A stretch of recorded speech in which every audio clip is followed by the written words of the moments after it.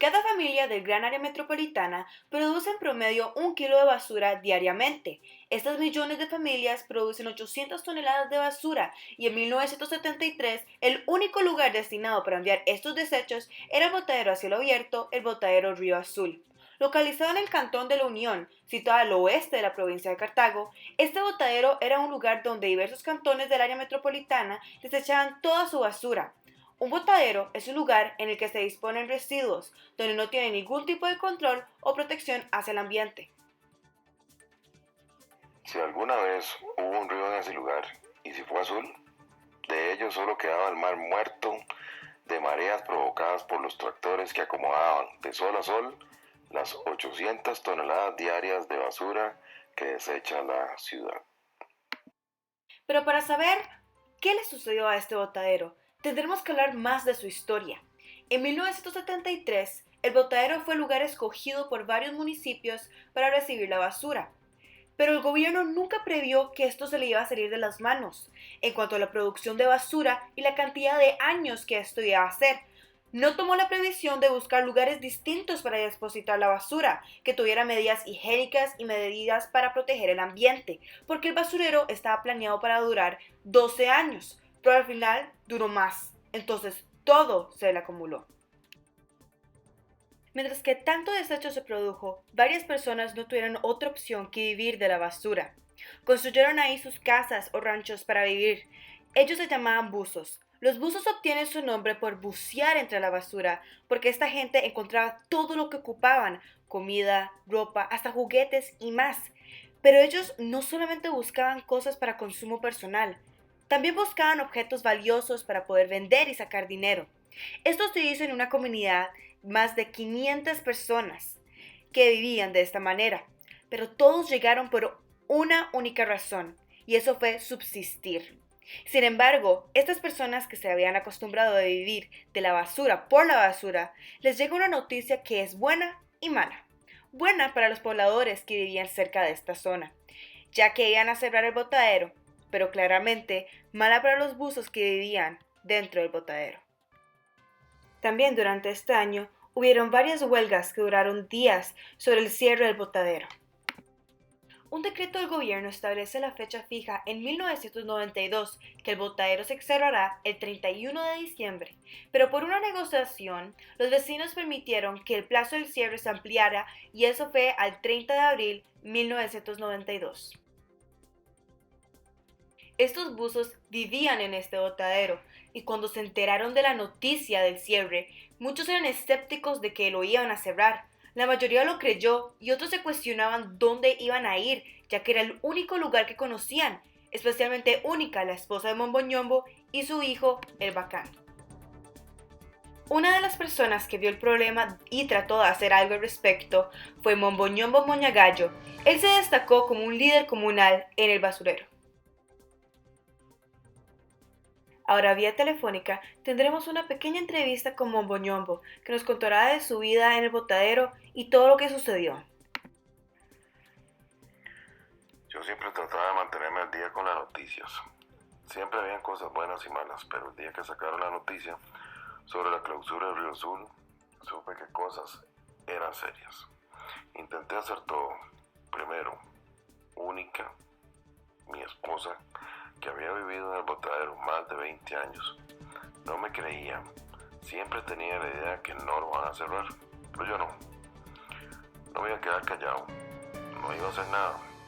Entonces, primero decidí escribirle una carta al presidente, hablándole sobre mi vida, sobre mi familia, el Bacán, mi hijo y la situación que estaba ocurriendo. Hice un largo viaje.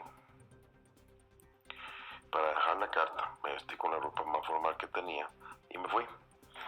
Pero al llegar no me permitieron darle la carta al presidente. A la mano que le dijeron los guardas fue que ellos lo iban a dar. Claro, que creían que era un chiste. Yo escribí esa carta en un cuadernillo que me encontré ahí en el botadero. Y cuando me dieron con el cuaderno y la ropa de ahí, yo sigo pensando que ese día que la dejaron y el presidente nunca la vio.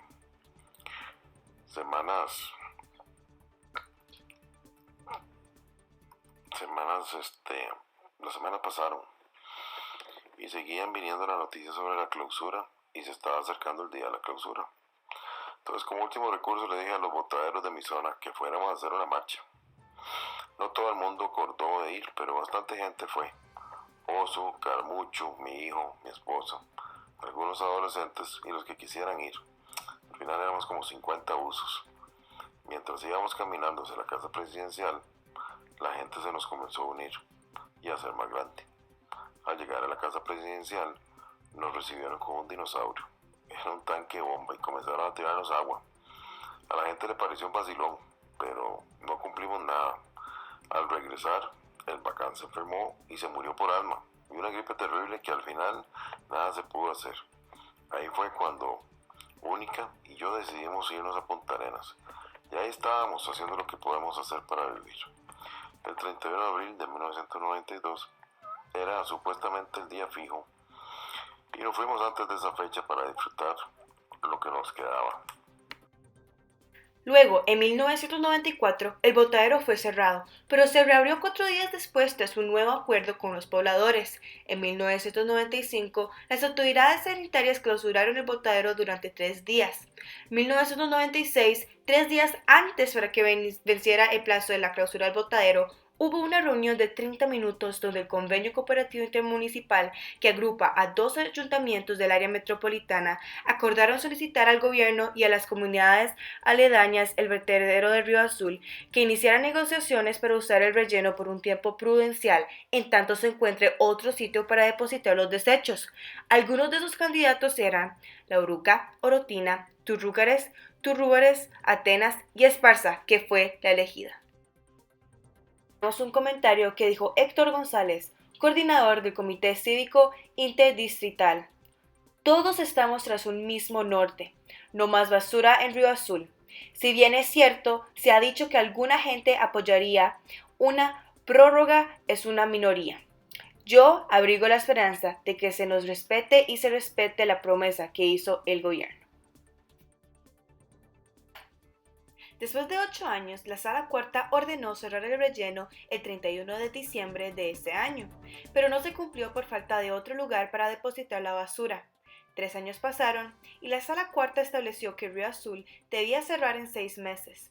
Este plazo se venció en noviembre del año 2005 y en este año 2007, a las 5:05 p.m. del 1 de agosto, el tiradero del Río Azul dejó finalmente de recibir basura. No se presentó ningún incidente de violencia, ninguna autoridad de gobierno estuvo presente y solo se hicieron 86 buzos.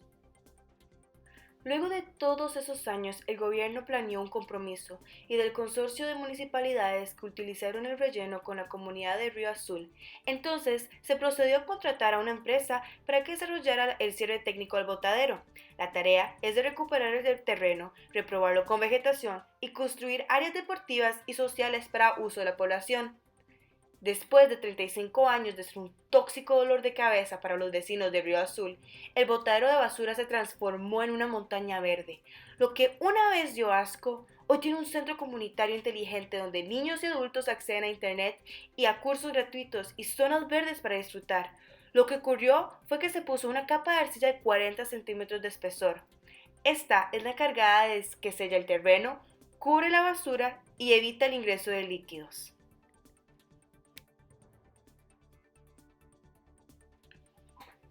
Entonces, ya que no está el botadero Río Azul, ¿a dónde van los desechos y la basura de los miles de personas de la gran área metropolitana?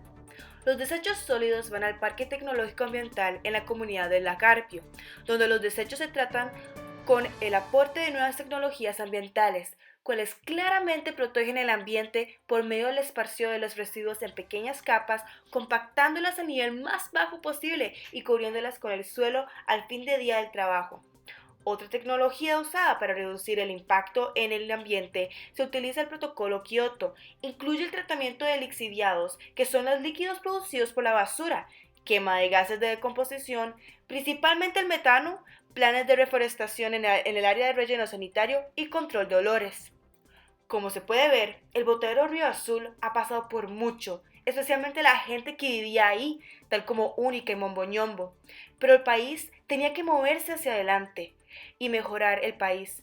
Hoy en día el parque está mejorando maravillosamente. Hay mucho control de los desechos y el plan es de mantenerlo estable para que no vuelva a suceder lo que le sucedió antes. Espero que hayan disfrutado este documental sobre el botadero Río Azul. Soy Melissa González. Muchas gracias.